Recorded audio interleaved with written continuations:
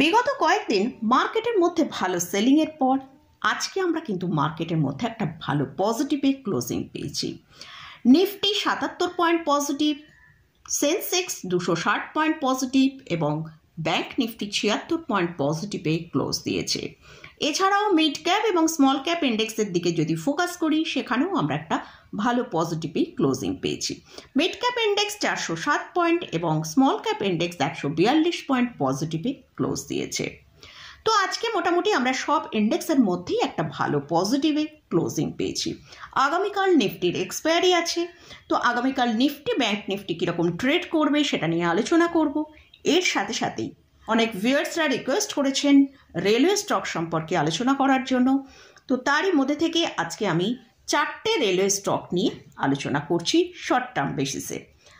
তা চলুন ভিডিওটা শুরু করা যাক। ভিডিও শুরু করার আগে বলি, চ্যানেলে যদি ফার্স্ট টাইম ভিজিট করে থাকেন অবশ্যই চ্যানেলটা সাবস্ক্রাইব করে নেবেন আর পাশে থাকা বেল আইকনটা প্রেস করে রাখবেন। আমি ভিডিও আপলোড করার সাথে সাথে আপনাদের কাছে ভিডিওটা পৌঁছে যাবে। আর ভিডিওটা যদি ভালো লাগে অবশ্যই লাইক এবং শেয়ার করতে ভুলবেন না। তো আজকে আমরা যেটা দেখেছি, নিফটি একটা পজিটিভে ওপেন হয়েছিল যেটা ২৪,৫৬০, সেখান থেকে নিফটির মধ্যে একটা সেলিং আসে। নিফটি নিচের দিকে যে লোটা তৈরি করেছে ২৪,৫৩০। তো আমরা লাস্ট 3 দিন ধরে দেখলাম নিফটি কিন্তু তার ২৪,৫০০ যে সাপোর্ট, স্ট্রং সাপোর্টটা কিন্তু মেনটেন করেছে। তো সেখান থেকেই আমরা দেখলাম নিফটির মধ্যে একটা ভালো আপমুভ পেল, যেটা নিফটি ওপরের দিকে ২৪,৬৪৪ পর্যন্ত হাই তৈরি করেছিল। ক্লোজিং টাইমে আমরা ক্লোজ পেয়েছি ২৪,৬২০-তে। তো আগামীকাল নিফটিতে এক্সপায়ারি আছে, তো নিফটি কীরকম ট্রেড করবে সেটা নিয়ে আলোচনা করব। তো তার আগে আমরা গ্লোবাল মার্কেটের দিকে ফোকাস করব। গ্লোবাল মার্কেটে আমরা দেখতে পাচ্ছি ইউরোপ মার্কেট কিন্তু ভালো পজিটিভে ট্রেড করছে এবং ইউএস মার্কেটের ডাউন জোনও এখন ভালো পজিটিভে কিন্তু ট্রেড হচ্ছে। তো যদি আগামীকাল নিফটি ২৪,৬৫০-এর ওপর ট্রেড করে সাস্টেন করতে পারে তাহলে নিফটি ওপরের দিকে ২৪,৭০০ থেকে ২৪,৭৫০ পর্যন্ত একটা আপমুভ আসতে পারে। আর যেহেতু আগামীকাল নিফটির মধ্যে এক্সপায়ারি আছে তাহলে কিন্তু আমরা নিফটির মধ্যে হয়তো একটা ভালো ভোলাটিলিটি দেখতে পারি। যদি কোনো কারণে নিফটি ২৪,৮০০-র ওপর ট্রেড করে সাস্টেন করতে পারে তাহলে হয়তো নিফটিকে আমরা উপরের দিকে সেটা ২৪,৮৫০ পর্যন্ত একটা আপমুভ দেখতে পেতে পারি, তবে এটার চান্স খুবই কম। যাই হোক, নিফটির এখন যেটা স্ট্রং সাপোর্ট রয়েছে সেটা হচ্ছে ২৪,৫০০ থেকে ২৪,৫৫০। আর যদি কোনো কারণে নিফটি ২৪,৪৫০-এর নিচে ক্লোজিং দেয় তাহলে কিন্তু নিফটির মধ্যে ভালো সেলিং আসার সম্ভাবনা আছে। তাই আবারও আমাদের নিফটির জন্য ২৪,৪৫০-এর লেভেলকে ভালো করে ওয়াচে রাখতে হবে। এবারে আসছে ব্যাংক নিফটি।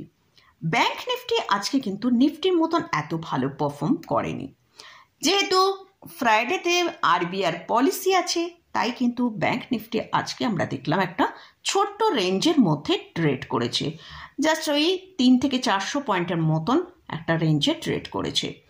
তো ব্যাংক নিফটি আগামীকাল যদি ৫৫,৪০০-র নিচে ট্রেড করে তাহলে নিচের দিকে ব্যাংক নিফটি ৫৫,২০০ থেকে ৫৫,২৫০ পর্যন্ত নিচের দিকে আসতে পারে। তবে এই জায়গাটায় কিন্তু একটা ভালো বাই অপরচুনিটি হতে পারে। তবে এর জন্য আমাদের যে নিফটি ব্যাংক নিফটি যে সাপোর্টটা মেনটেন করছে ৫৫,০০০, তো সেই ৫৫,০০০-এর সাপোর্টটা মেনটেন করছে কিনা সেটাও আমাদের ওয়াচ করতে হবে। তাহলেই কিন্তু আমরা ব্যাংক নিফটির মধ্যে এখান থেকে একটা ভালো বাই অপরচুনিটি পেতে পারি। আর যদি ব্যাংক নিফটি আগামীকাল ৫৫,৮০০-র ওপর ট্রেড করে সাস্টেন করতে পারে তাহলে ব্যাংক নিফটি ওপরের দিকে ৫৫,৯৫০ থেকে ৫৬,০০০ পর্যন্ত একটা আপসাইড দেখাতে পারে। তো এটা গেল নিফটি এবং ব্যাংক নিফটি নিয়ে আলোচনা করলাম। এবারে আসছি আমার ভিউয়ার্সরা যেসব রেলওয়ে স্টক ডিসকাস করার জন্য রিকোয়েস্ট করেছেন সেই সব স্টক নিয়ে আলোচনা করব। আজকে রেলওয়ে স্টকের মধ্যে কিন্তু একটা ভালো আপসাইড আমরা দেখতে পেয়েছি। তো সেখানে আমরা ম্যাক্সিমাম রেলওয়ে স্টকের মধ্যেই ভালো আপসাইড দেখেছি। তো যাই হোক, ফার্স্ট যে স্টকটা নিয়ে আলোচনা করছি সেটা হচ্ছে IRFC, এর কারেন্ট প্রাইস চলছে 145 টাকা। স্টকটা আজকে প্রায় 3.35% র্যালি দেখিয়েছে। এটা একটা লার্জ ক্যাপ ক্যাটাগরি স্টক, এদের মার্কেট ক্যাপিটালাইজেশন 1,90,000 করোড়ের ওপর। কোম্পানি ভালো ডিভিডেন্ড পে করে, আর স্টকটা তার হায়ার লেভেল থেকে আমরা রিসেন্ট দেখেছি প্রায় 53% নিচে এসেছিল।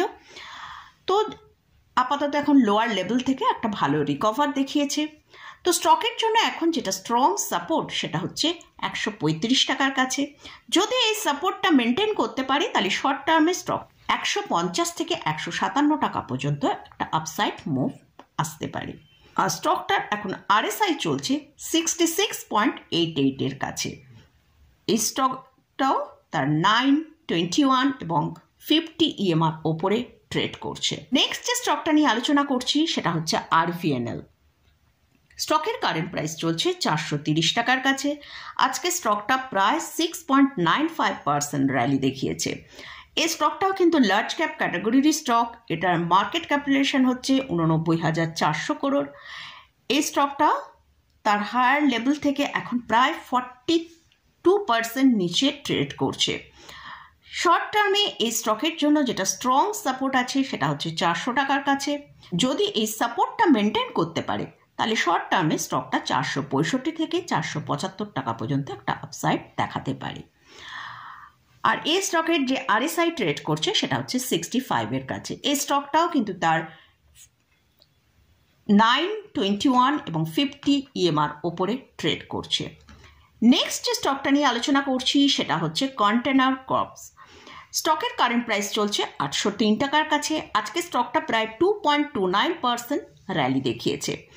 এই স্টকটা এখন তার হায়ার লেভেল থেকে প্রায় 35% নিচে ট্রেড করছে। এই স্টকের শর্ট টার্ম যে সাপোর্টটা আছে সেটা হচ্ছে 770 টাকা।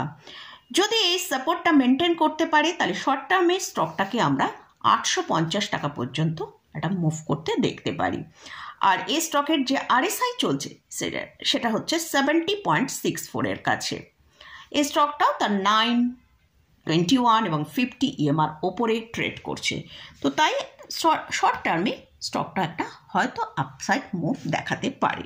এই স্টকটা যদি লং টার্ম পোর্টফোলিওয়ে আপনার হোল্ডিংয়ে থাকে অবশ্যই হোল্ড করে রাখতে পারেন। এদের যে ফান্ডামেন্টাল ঠিকঠাকই আছে।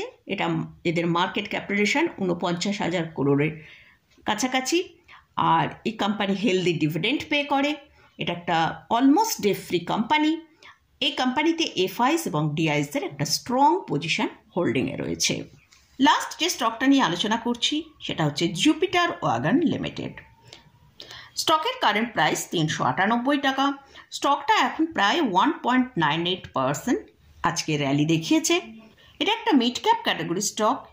এই স্টকটা তার হায়ার লেভেল থেকে এখন প্রায় 48% ডিক্লাইনে ট্রেড করছে। তো এই স্টকের যেটা স্ট্রং সাপোর্ট রয়েছে শর্ট টার্ম বেসিসে সেটা হচ্ছে 390 টাকার কাছে। যদি এই সাপোর্টটা ব্রেক করে তাহলে কিন্তু স্টকটার মধ্যে ভালো সেলিং আসার চান্স রয়েছে। আর যদি এই সাপোর্টটাকে মেনটেন করতে পারে তাহলে স্টকটা ওপরের দিকে 450 টাকা পর্যন্ত শর্ট টার্মে মুভ করতে পারে। তো মোটামুটি এইসব স্টকগুলো রেলওয়ে স্টক নিয়ে আলোচনা করলাম। আজকে রেলওয়ে স্টকের মধ্যে কিন্তু ভালো র্যালি এসেছে। যদি এইসব স্টকে কোথাও কোনো পজিশন নিতে চান তাহলে কিন্তু একটু ডিক্লাইন হলে তবেই কিন্তু আমার মনে হয় নেওয়া বেটার হবে। তবে এইসব স্টকগুলোয় আমি কোনো রকম কোনো বাই রেকমেন্ডেশন করছি না। এই স্টকে বা ইন্ডেক্সে কোথাও যদি কোনো পজিশন নিতে চান তার আগে ভালো করে চার্ট অ্যানালিসিস করে নিয়ে তারপরই পজিশন নেবেন। তো মোটামুটি আজকের মতন ভিডিওটা এখানেই শেষ করছি। ভিডিওটা যদি ভালো লাগে অবশ্যই লাইক করবেন, শেয়ার করবেন, সাবস্ক্রাইব করবেন। ধন্যবাদ।